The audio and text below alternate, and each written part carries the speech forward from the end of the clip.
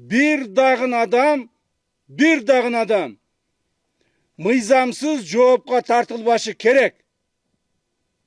Эч кимдин артынан мыйзамсыз сая түшүп, жок жерден кылмыш токуп, жок жерден аларды жоопка тартуу бул кылмыштуулук. Эгерде кимдир бирөө ошентип жөнөкөй адамдарды же болбосо күнөөсүз адамдарды жоопка тартууга аракет кылса, анда ал адам өзү жоопка тартылат. Ушуну кызматкерлерге түшүндүрүп айтыңыздар. Уктуңарбы?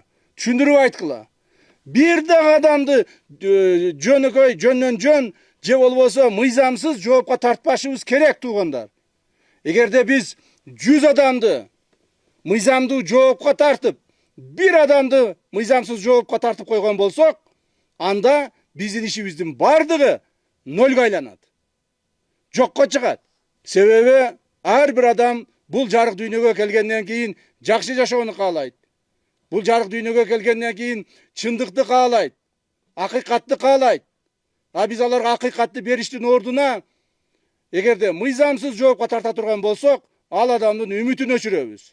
Турмушка, жашоого, үй бүлөгө, кызматка болгон үмүтүн өчүрөбүз.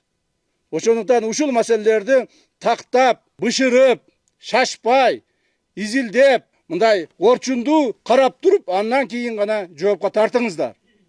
Уктуңарбы? Мыйзамды дагы иштеткенде, ошол жоопка тартат экен десе эле результат кылабыз деп, жөн эле жыйынтык чыгарабыз. Мына менин районум артта калып кетип атат. Менде эч кандай кызматкерди жоопка тарта албай атам.